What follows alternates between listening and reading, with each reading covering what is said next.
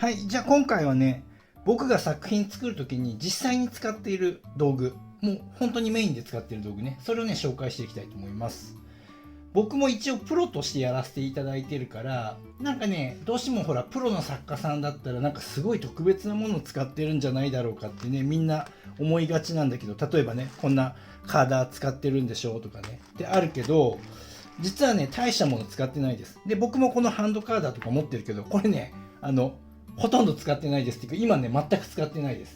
で、じゃあ、どんなものを使ってるのかというと、もうね、みんながね、揃えれるものと一緒です。なんだろう、どうしても動画とか見るとね、プロの作家さんとか、アトリエもね、すごい広いところで素敵なところでやったりしてるけど、実はそんなことなくて、もう、4畳半ぐらいのね、スペースがあれば全然十分で、僕も実際、僕のアトリエなんて6畳一間だし、で、使っている道具だって普通にどこでも揃えれるような素材しか使ってません。はい。じゃあね、ちょっとね、実際にどんなものを使ってるかという解説をしていきますね。じゃあまずね、わかりやすいニードルからいこうか。もう今ここに映っているもの。これがね、まあ全てですね。まあ、この他にちょっと何本かあるかな。で、ニードルは、まずね、大きいのからいくと、これは、針が何使ってるかというと、僕は札幌にあるね、ブリコルールさんっていう羊毛素材屋さんがあるんだけど、ブリコさんで扱っているニードルを好んで使ってます。で、使ってるニードルの種類っていうのが、極細針と細針。その2種類。あとは、クローバーのスピード針。このね、3種類しか使ってないです。で、この大きなホルダーに入ってる5本針なんだけど、これに関しては、ブリコルールさんの細針が入ってます。で、同じくこの大きい面積刺すときに使う用の、これも同じくブリコさんの細針と極細針のそれぞれ3本。で、このホルダーはね、よく市販で売ってるやつね。これどこだっけ？これもクローバーだったかな？ちょっとメーカー忘れました。で、これも使ってるのが、クローバーのスピード針が入ってます。2本。それと、これは細針。そして極細針の3本。この間隔の狭いやつ。これ結構使えるので、これを揃えています。各種。で、大きく、それぞれ刺して固めたいとき用に、スピード、極細、それから細針とね、この3種類を準備しています。で、1本針も同じく、スピード、細針、極細。この3種類をね、使っています。で、僕わざわざこうやってホルダーに入れて使ってるけど、これ別にニードル単体でね、もう裸でね、使っても全然問題ないです。僕なんでこれホルダーに入れてるかっていうと、で、お店に売ってたからたまたま買って使ってたら、なんとなく慣れてきたからこれにしてるっていうだけです。別になくても全然問題ないです。というわけでね、ニードルはね、もうこれしか使ってません。特に太針とか、なんかあといろんな種類のやつあるじゃないですか。あれも何種類か試したんだけれども、やっぱりね、しっくりくる針ってやっぱり自分に合うものってあって、で、僕はもう本当にこのクローバーのスピード針、そしてブリコルールさんで売ってる細針と極細針。でもうほとんど細針と極細針で物を作ります。まあそんな感じでやっています。まずニードルに関してはそういうこと。でね、次、まあ犬を作るときも猫を作るときもなんだけど、僕は目はグラスアイで使ってます。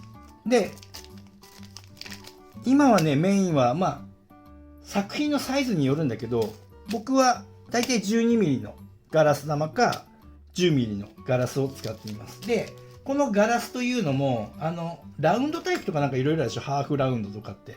で、僕が使ってるのはこれ見える。完全な半球体。12mm だったら高さだいたい 5mm ぐらいあるようなやつをね、選んで使ってます。で、空洞になってないものを僕は使っています。で、目玉を作るときに、まずはガラスカボションね、ガラスを買って使ってるのと、あと僕は目を作るときに自分で作ってるアイシート。これを各種類あって、まあ、これの他に犬用もあるし、あと色も、今これはグリーンだけど、ゴールドとブルーも、あとアンバー、各色揃えています。で、これはね、また改めて販売しようかなと思ってます。リニューアルしています。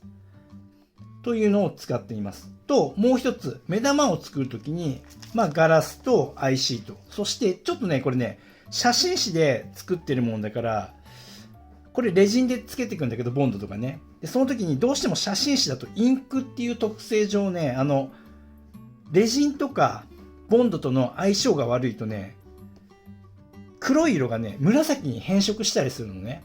で、それだとちょっとまずいので、どうしようかなっていろいろ試行錯誤して、今ね、これを使ってます。ポスカの極細。で、極細だとどれくらいのね、ペン先かっていうとこれくらいなんでね。で、すごく使いやすくて、で、これをアイシート使う前にこの黒目の部分だけポスカでなぞって、要は塗りつぶしてあげることで真っ黒になります。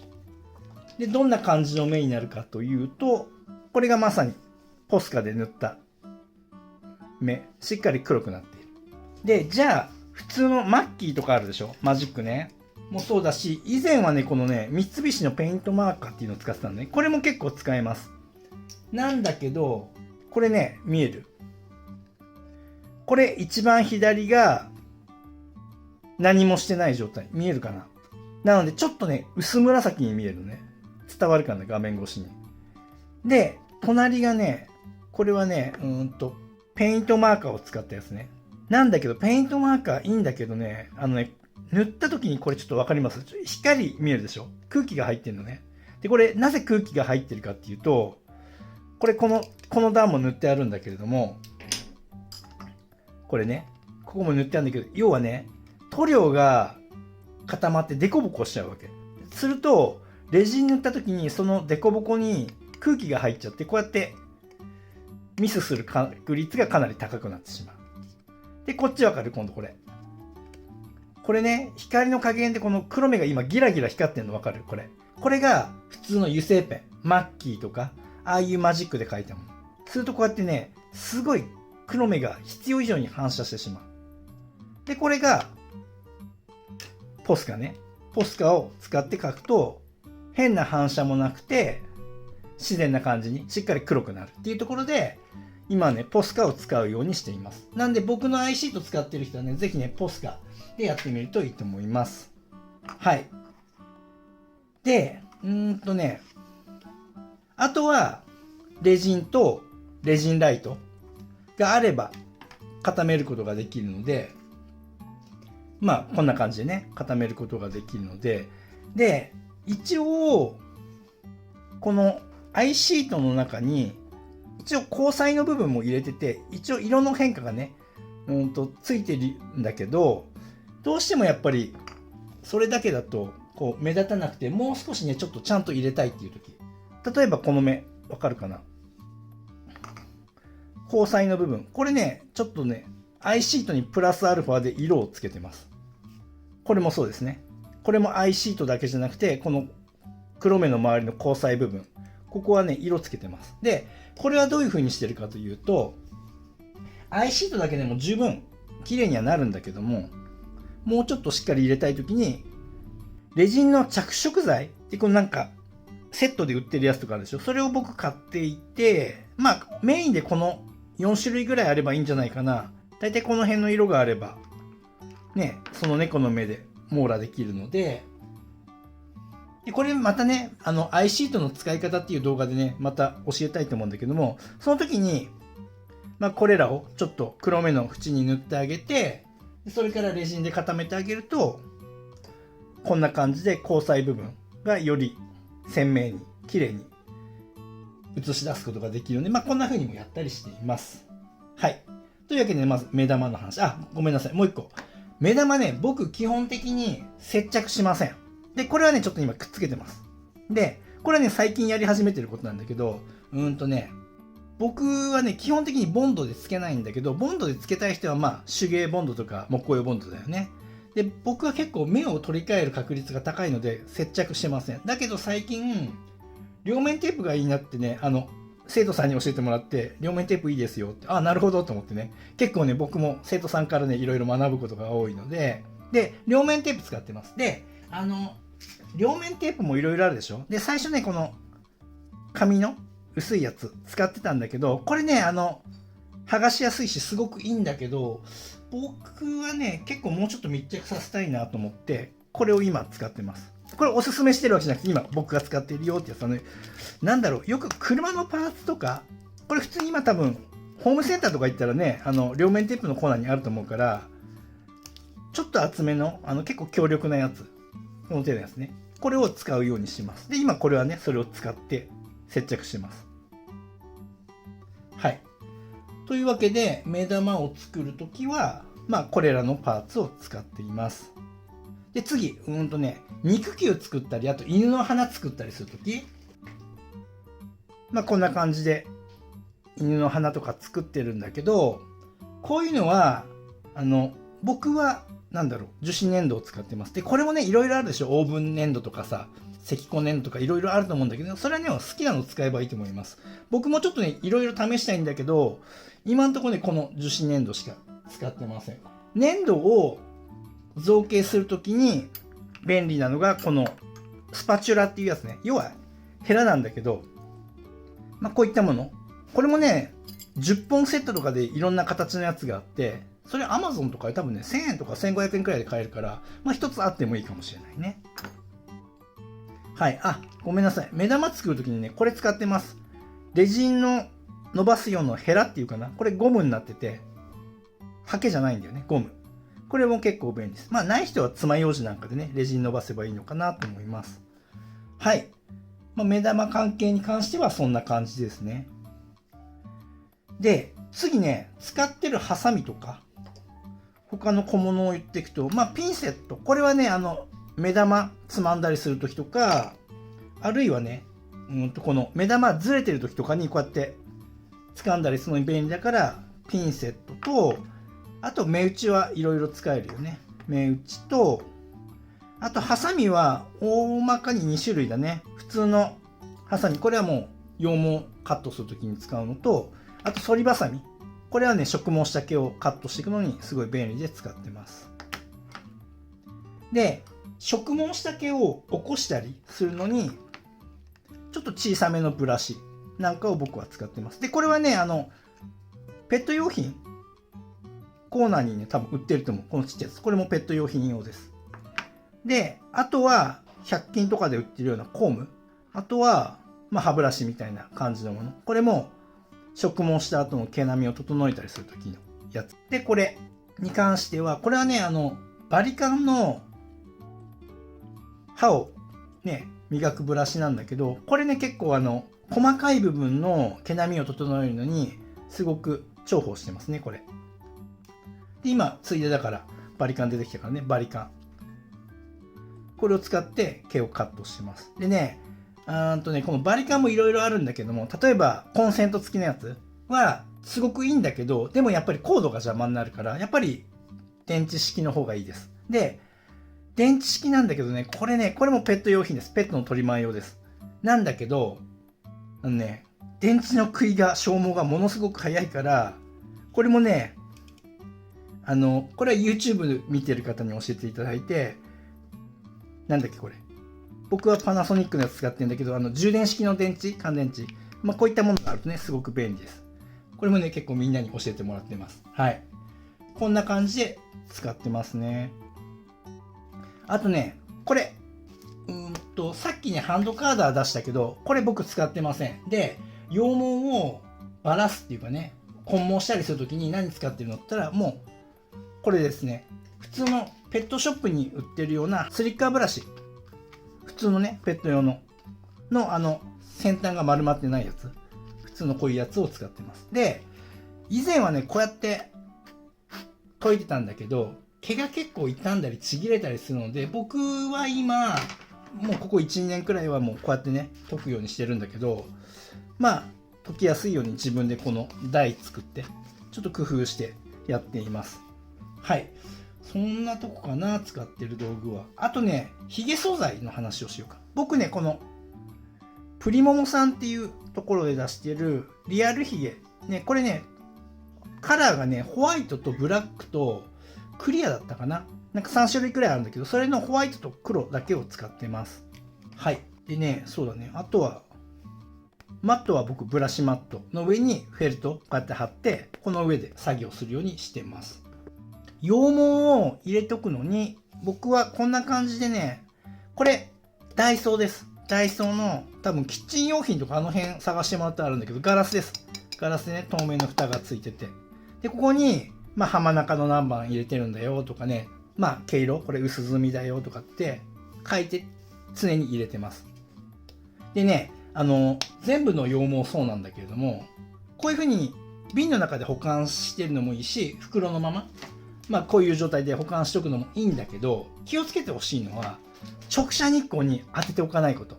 これ直射日光に当てておくとどうなるかっていうと、瓶に入れてようが何しようが、毛の油分がね、全部ね、飛んでしまいます。で、そうなると、毛のね、耐久力すごく失われて、切れやすくなるし、パッサパサになるから、そうだね、作業場っていうか、この保存の仕方っていうのは十分注意するようにしてください。あとね、そうだね、あったら便利だよっていうの、これめっちゃ便利ですよ、これ。これは、ロフトで買ったやつかな。どこでも売ってると思うんだけど、これ見たらわかるでしょ、レンズ越しに見てほしい。拡大鏡です。これめっちゃ便利。もう、僕、老眼だから近く見えないし、で、細かい作業ができないんだけど、もうこれあったらね、それこそ目玉のアイシートに黒塗るときとかね、もう絶対使ってます。あともう細かい作業するときもかけてやってます。